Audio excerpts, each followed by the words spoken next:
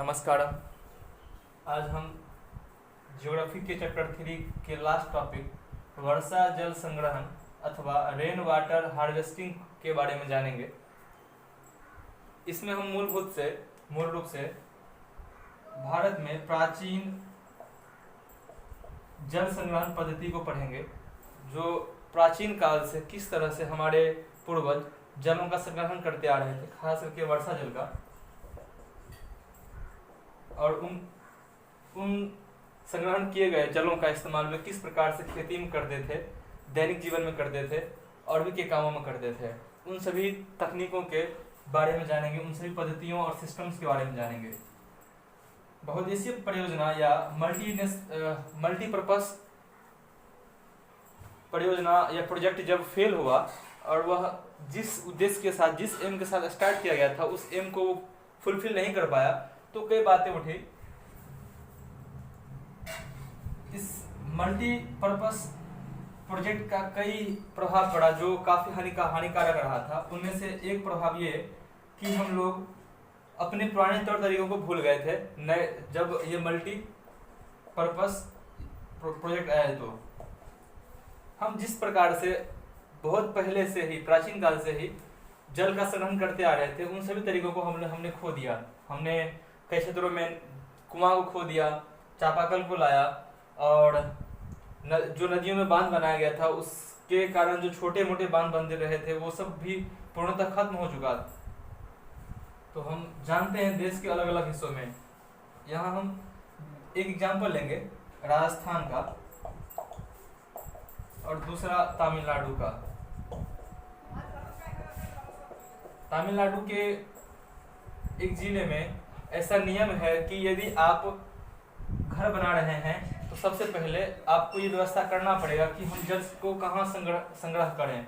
हम वो डिजाइन, वो मैप आपको दिखाना पड़ेगा जब आप घर को बना रहे होते हैं, और ये सबके लिए कानूनी तौर पे करना आवश्यक है। यदि कोई व्यक्ति नहीं करता है, घर को बना रहा है और वह वाटर हार्वेस्टिंग के लिए कोई व्यवस्था नहीं किया, तो उस पर जुर्माना भी लगता है।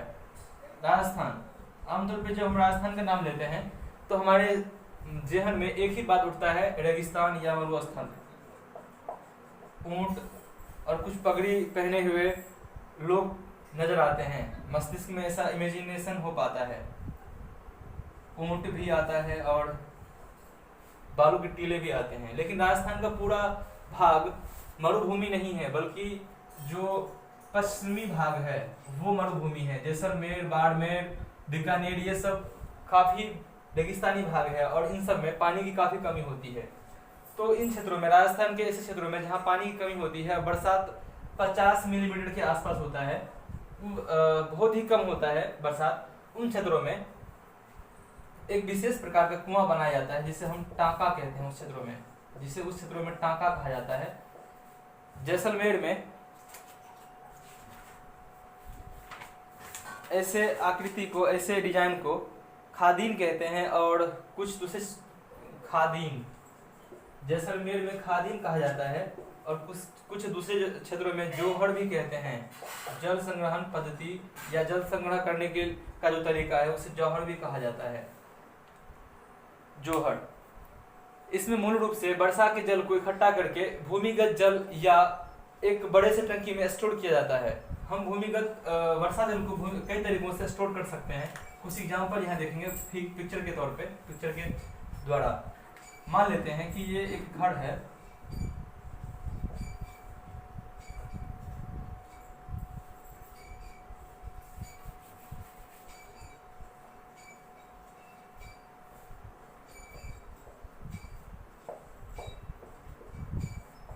ये एक घर है और बरसात हो रही है, तो हम इस क्षेत्र से एक पाइप लाइन के द्वारा हम यहाँ एक दूर तक मिट्टी के अंदर, मीन्स धरती के अंदर बोरिंग या फिर गड्ढा खोदेंगे, और पाइप के द्वारा हम इस पानी को, छत पे जो गिर रहे पानी है उसको हम यहाँ जमा कर सकते हैं।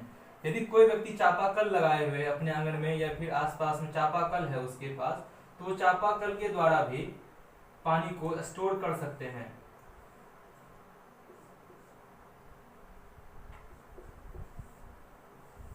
चापाकल के द्वारा भी पानी को स्टोर कर सकते हैं। ये पाइप चापाकल का पाइप है और हम इस वर्षा जल के पाइप को, जिस पाइप के द्वारा वर्षा जल आ रहा है उसके द्वारा इसे जोड़ करके हम भूमिगत कर सकते हैं। या तो हम कुआं के सहायता से भी वर्षा जल को भूमिगत जल में तब्दील कर सकते हैं। ये एक मकान है और इसकी छत पे वर्षा जल आ रहा है, पानी की बूंदें गिर रही है और इस जल को पाइप के द्वारा हम, यहाँ मान ले कुआं है तो इस कुएं तक हम इसे लाते हैं और वो कुआं उस पानी को, वर्षा के जल को भूमिगत कर देता है और इसे टाइम टू टाइम यूज करते हैं। कई जगहों में, खास करके राजस्थान में देखा गया है कि आंगन या घर के बगल में बड़े बड़े कुएं बनाए जाते हैं जिसे टांका कहा जाता है। टांका। और ये टांका का लिंक छत से आ रहे पाइप से होता है, जिस पाइप के द्वारा वर्षा का जल इकट्ठा होते हुए इस टांका में आता है। और यही टांका, इस टांका में इतना पानी का भंडारण होता है कि वो पूरे साल भर तक अपने दैनिक जीवन के लिए उस पानी का प्रयोग कर सकते हैं। पिछले कुछ सालों में राजस्थान के कई लोगों में टांका बनाने की होड़ लगी है, लेकिन उससे कुछ साल पहले जब इंदिरा गांधी नहर बनाया गया था, तब लोगों ने टांका बनवाना छोड़ दिया और उसी इंदिरा गांधी नहर के पानी को अपने यूज के लिए अपने लिए इस्तेमाल करते थे, अपने आवश्यकता अनुसार। लेकिन कुछ लोगों को इस पाइपलाइन का पानी का टेस्ट अच्छा नहीं लगता था, तो उन लोगों ने टांका बनवाया। लेकिन फिर भी अब वर्तमान समय में भी कई ऐसे जिले हैं राजस्थान के जहाँ पे टांका को बनाया जा रहा है, वहाँ पे पानी को स्टोर किया जा रहा है ताकि वे अपने इस्तेमाल के लिए लगातार इसका उपभोग कर सके पानी का। एक तरीका और देखा गया है ऐसे क्षेत्रों में जहाँ पे तालाब है, वर्षा होता है और तालाब भर जाती है। मान लेते हैं कि तालाब का हिस्सा है, तालाब भरती है और एक निश्चित जलराशि ही इस तालाब में आ पाता है। जब जल ये सूखता है तब भी इस तालाब में जल इतना होता है कि प्रत्येक दिन कुछ मात्रा में पानी निकाल सकते हैं। होता यह है कि तालाब के ठीक बीच वाले भाग में, जो सबसे लोअर पार्ट होता है तालाब का बेस, तालाब के बेस का, उस पार्ट में एक बड़ा सा कुआं खोदा जाता है और तालाब का पानी जब सूखता है इसके बेस से, तो वो पानी का एक बड़ा सा हिस्सा इस कुएं में होता है और आसपास के पानी भी इस कुएं को भर देते हैं। प्रत्येक दिन यदि इस कुएं से पानी को निकाल लिया जाए और इस कुएं में पानी नहीं भी रहे, तो अगले दिन जब आते हैं तो ये कुआं भरा सा होता है और सब दिन पूर्ति हो पाती है जल की, और बरसात होने पे फिर से ये अपने लेयर में आ जाता है। ये तकनीक भी देखा गया है, लोग इस्तेमाल करते हैं। यदि हम मेघालय की बात करें तो मेघालय की जो राजधानी शिलांग है,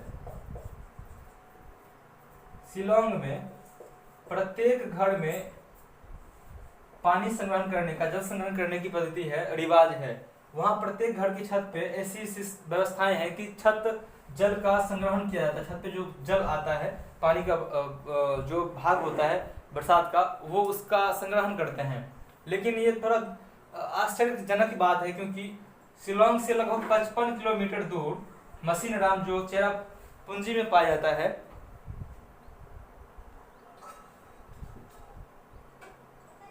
चेरापूंजी और मसीनराम, चेरापूंजी और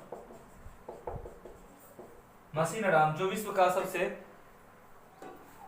अधिक वर्षा वाला स्थान है, इन दोनों स्थान से शिलांग की दूरी मात्र 55 किलोमीटर दूर है। फिर भी शिलांग पानी की किल्लत से जूझ रहा है, पानी की समस्या से जूझ रहा है, काफी मशक्कत करना पड़ रहा है। कर्नाटक के मैसूर जिले में एक गांव है गंडाथूर, वहां के लोगों ने जल संग्रहण का एक मिसाल पेश किया है। नाम याद रखिएगा, गंडाथूर। ये कर्नाटक के मैसूर जिले का एक गांव है गंडाथूर। यहाँ के लोगों ने वर्षा जल संग्रहण की ऐसी व्यवस्था बनाई है कि वहां के 200 परिवार अपनी आवश्यकता का लगभग 80% पानी जल संग्रहण से ही ले पाते हैं। जो वो अपने इस्तेमाल की जल जो सिस्टम वो जल संग्रहण के लिए बनाए थे, उस जल संग्रहण वाले जल से ही, वर्षा जल के संग्रहण से ही वो 80% लगभग हिस्सा इस्तेमाल करते हैं। वहां लगभग प्रति वर्ष 1000 मिलीमीटर वर्षा होती है और 10 बढ़ाई के साथ यहाँ संग्रहण दक्षता लगभग 80% है। यहाँ लगभग हर घर में प्रत्येक वर्ष लगभग 50,000 मीटर जल का संग्रहण करके उपयोग किया जाता है। 50,000 मीटर जल को संग्रहण किया जाता है और उसका उपभोग भी होता है, उपयोग भी किया जाता है। 20 घरों द्वारा प्रत्येक वर्ष लगभग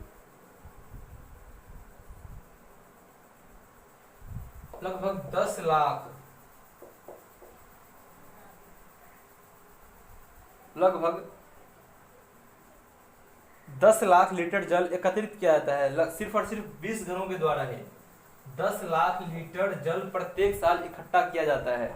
अब सोच सकते हैं कि कर्नाटक का मैसूर जिले का गंडाथूर गांव कितना अधिक विकसित है इस मामले में, कितना अधिक उसने काम किया है जल संग्रहण के मामले में।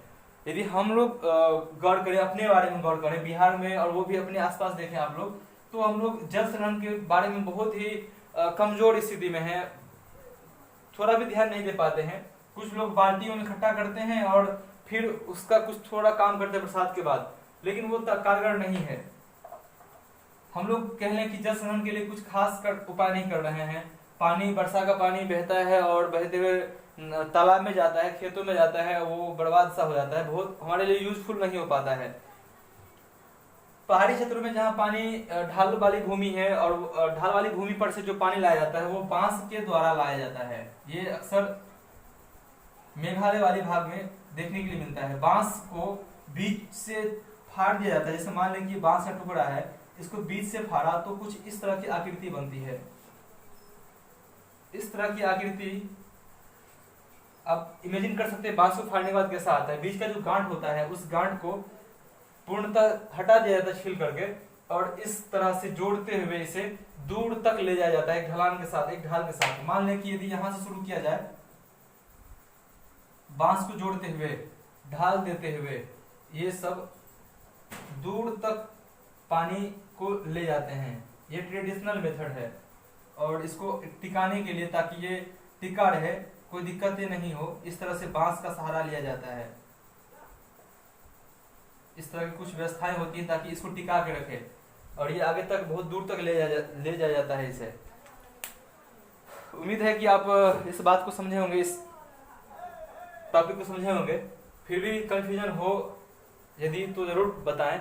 ये आज का लास्ट टॉपिक था, वर्षा जल संग्रहण, रेन वाटर हार्वेस्टिंग का। और इस तरह से ज्योग्राफी चैप्टर 3 का द एंड होता है।